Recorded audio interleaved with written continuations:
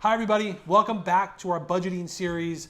We had a great month. We had an awesome month. Yeah, I think, one of the things about budgeting and one of the things we always keep in mind is that a budget is different for every household. Now we have gotten better and better at budgeting. We've been doing it for 2 or 3 years now. And we can whip out our budget pretty darn quick, maybe 15, 20 minutes. We do it from home, it's pretty simple. We challenged people last month to get a hold of us and go all cash. And we only had one person give us a call. We'd love to hear from more of you that are making some of these transitions and some of these changes. There is nothing better than controlling your money. Right. And working as a team with your family to feel like you're accomplishing a goal. Yeah, as a family, we're just deciding what we're spending money on, and it really does help throughout the month. It does. Yeah. So we want to jump right into wins and loss for the month. I think the most important win for the month that we had was the fact we completed our budget. And if you guys remember from the last video, we were outmanned, outgunned, and outmoneyed. Yeah, it was rough last time. Yeah, we just went ahead and spent money like, we watched it and paid close attention to it, and we used our credit card, and we were trying to be as thrift as we could. We wanted spending 25% more money than we thought we did. Yeah, we thought we went a little over. 25% is not a little. Yeah, at the end of the month, paying that bill and looking back and going, man, I can't believe we spent that much money. Like, you can't go back and unspend it. No. So this month, it was really great. We did our budget. We paid close attention to it. Which brings our second win. Yeah, which is? We came in under budget. Yeah, which is great. By how much money?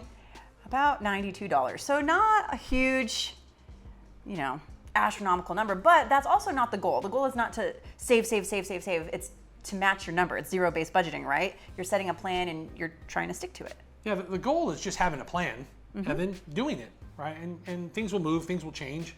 But the fact we're able to get it done, and then also plan this month's budget because we're on a roll, right? You start doing it one time, you get it ready, you get it done, and it's the little wins. They all compound. Yeah.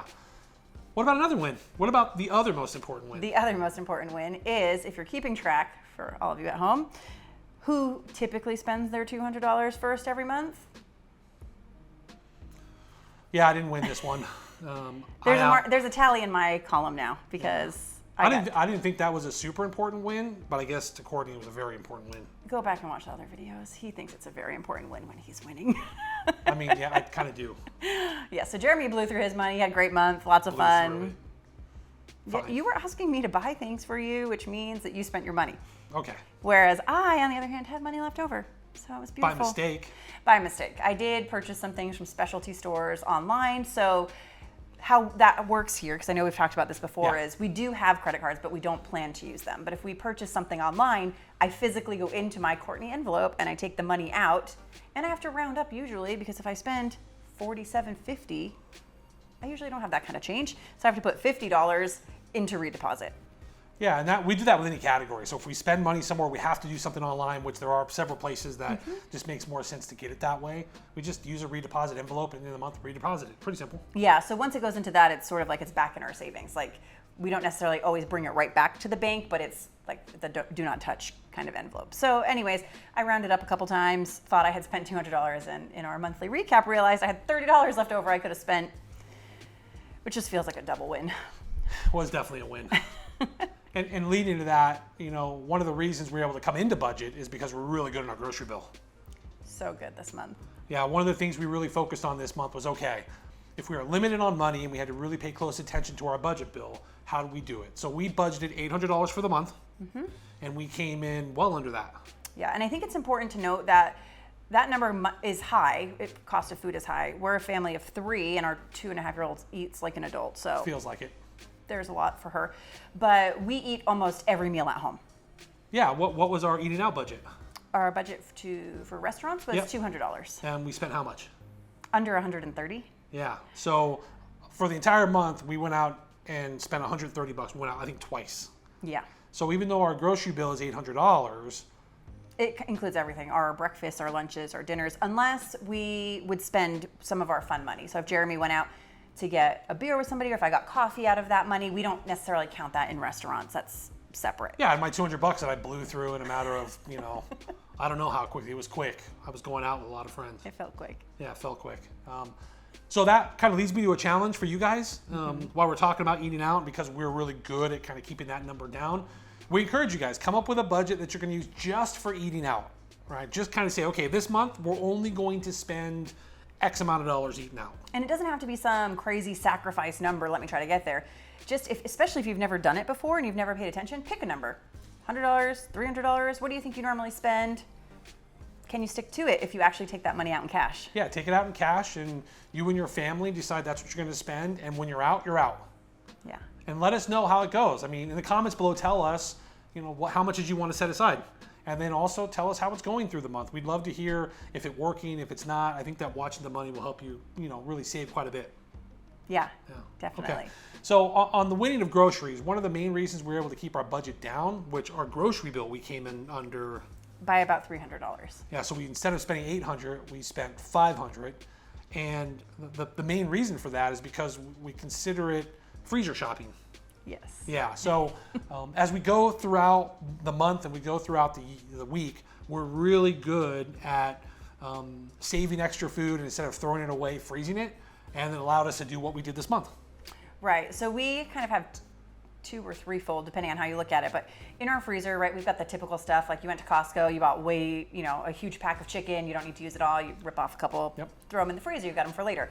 We have some of that. We have some, we're getting to the end of the week and our vegetables are like not looking so hot. If we can't make it into a soup or frittata or something that we can eat in the next couple days, we'll also throw those in the freezer for use later. And even if we only have 1 or 2 servings of something left over, we'll even actually package those rather than stick it in the back of the fridge and wait for it to turn moldy before we throw it away. We put a few of those in the freezer. So we do have some planned, some kind of, you still have to take them out and make a meal with them. Yeah. But, making a list of what's in your freezer and knowing what you have in there saved us, well, probably about $300 this month. Yeah, it'll keep you from busting your budget. Hopefully. Yeah, I hope so. Right? Some of the food that we had out of there was so good because we look for those things. So during the month when we're planning meals, we just go ahead and know, okay, this is a really good freezable meal. So we know we'll just make extra, or we'll just know we have extra, we'll freeze it and save it. And it really does help throughout the month. And like Courtney said, we were able to get down well below what we expected. Mm-hmm. And if you do cook a majority of meals at home, it's so nice to have some of those like chilies or soups that's already done in the freezer where literally you just have to let it thaw and then heat it up. It's brilliant. Yeah. And I think for us eating out, we have a 2.5-year-old, and man, it is painful going out. She loves to go out, but she doesn't like to sit and enjoy the way that adults do. Yeah, or going to a friend's house and going over there. So we tend to have people over here. We tend to do, group meals, and we just kind of have a lot of fun with it. Yeah. So it was really nice to be able to realize that savings was happening as we were going, because we're using cash when we go to the store. So by the second or third week, like, wow, we've saved a lot. And honestly, it was super helpful for us because we did have an unexpected bill. We did, the water bill. The water bill.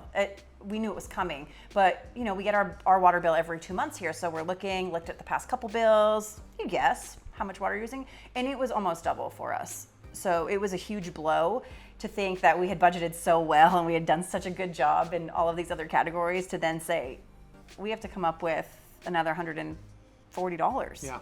But the reality is when you're doing budgeting, you just shift it around. Mm-hmm. You play with it, which is one of the hardest parts about budgeting, right? So those things that you just don't quite understand the best way to budget. Or what about one-time expenses, right? What about if your car insurance is due this month and you don't pay it monthly, but you pay as a lump sum?